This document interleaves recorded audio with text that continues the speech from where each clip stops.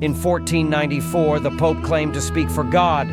He gave Spain and Portugal a divine command: divide the world. This was not a treaty, it was a death warrant, a license to conquer, to exploit, written in blood. One pope after another declared non-Christian lands empty. Empty of rights, empty of souls. The cross became a sword, and the sword became law. The Inquisition did not stop at Europe. It sailed with the colonizers, burning, enslaving, erasing. In the Americas, it massacred tribes. In Africa, it chained generations. In Asia, its flames swallowed civilizations. All in the name of a loving God. This was not salvation, it was domination. Their mission? God, gold, and glory. Thousands of miles away, this is on the island of Sri Lanka, then known as Ceylon, a story of betrayal begins. The year was 1505. The Portuguese arrived, not as traders, but as conquerors. Their mission? To claim, to convert, to crush. The sword was their missionary, the cross their weapon. The Roman Catholic clergy followed, armed not with compassion, but with deceit and doctrine. And in their path, a young boy's world would never be the same. His name was Ediri Mana Surya, just a boy when the Portuguese slaughtered his grandfather, the king. Orphaned, alone, broken, the clergy brainwashed him into their own. Under the shadow of the cross, they baptized him. He was no longer Ediri Mana Surya. Now he was Don Juan Dharmapala, the first Christian king in Asia. His conversion was written in blood. He turned his back on his people, abandoned Buddhism, signed away his kingdom to Portugal, and when he died in 1597, the throne was lost. The sacred bond between king and people shattered, the beginning of the dark chapters in Sri Lanka's history. For over 150 years, the Portuguese ruled Sri Lanka's coasts, not with justice, but with deceit and terror. Buddhist monks executed, temples reduced to ashes, entire communities forced into submission.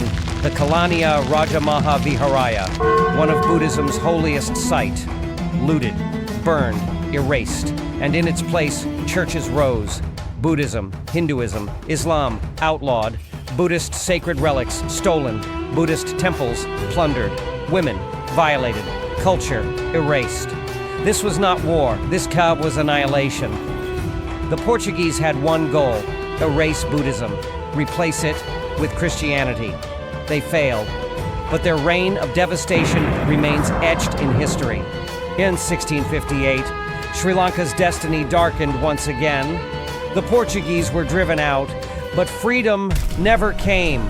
The Dutch arrived, not as saviors, but as merciless conquerors. Hope was shattered, and a new nightmare began. For 157 years, the Dutch ruled with terror. Land stolen, lives shattered. Thousands vanished, kidnapped from their homes, sold into slavery in Indonesia and South Africa, never seen again. Villages looted and burned, shipbuilding, textiles destroyed, farmers starved. The lifeblood of a nation wiped out.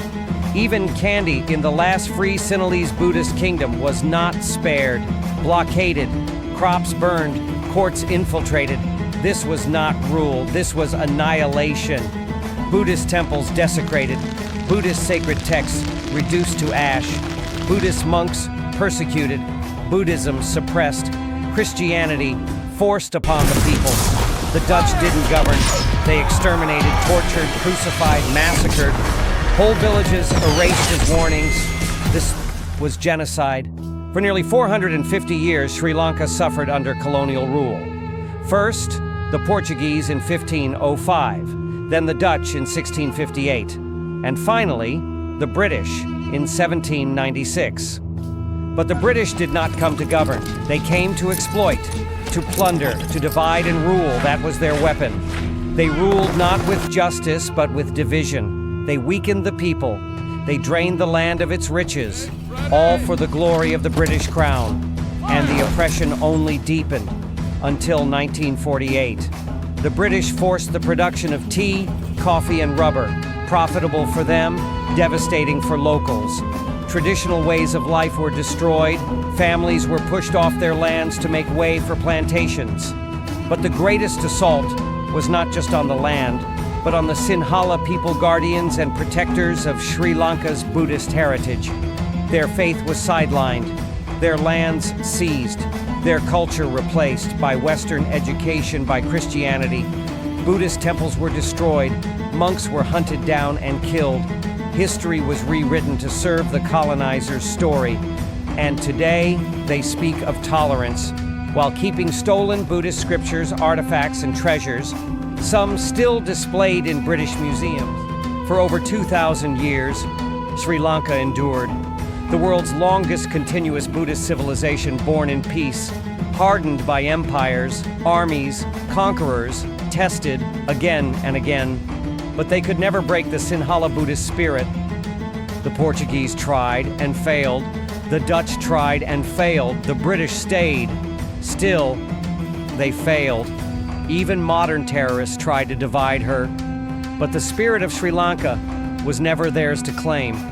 They came in the name of God, for gold, for glory, for spices, for slaves, for souls. Sri Lanka stood bruised, bloodied, but never broken. But today, the battle is different. Their weapons, the swords became sanctions and tariffs, the cannons became corporations, and the cross became something more dangerous. Reporters, scholars, influencers, politicians, preaching salvation, delivering control. The story isn't over, twisted, rewritten by the ones who hold the pen and the power. Today it's rewritten again. They shape how we think. They spin truth into tales. They wrap controls in the language of progress, selling stories, selling lies, not for truth, not for justice, but for power, for money. They sell the same old lies. Colonizers brought progress. Sinhala Buddhists can't govern themselves. They're not good enough unless guided by outsiders. But here's the irony. Some of these voices come from within, trading truth for comfort, selling justice for power, betraying their own motherland, not out of ignorance, but for gain. They don't want truth, they want control. Facts don't matter, only tricks. They speak with noble words, progress, freedom, rights, gender identity, but it's a mask, a weapon. Their laws, their rules, built by the powerful to protect the powerful. Look no further than the United Nations. Annually since 2001, through the UN's DDPA framework, nations have dared to confront racism, to speak truth about the legacy of slavery, colonialism. But every year, those same Western Christian colonial powers say no. No to equality, no to peace, no to fairness, because a united world cannot be ruled. A just world cannot be controlled. So they keep it fractured, divided, forever. We remember, not for revenge, but for truth, for justice, not to dominate, but to coexist.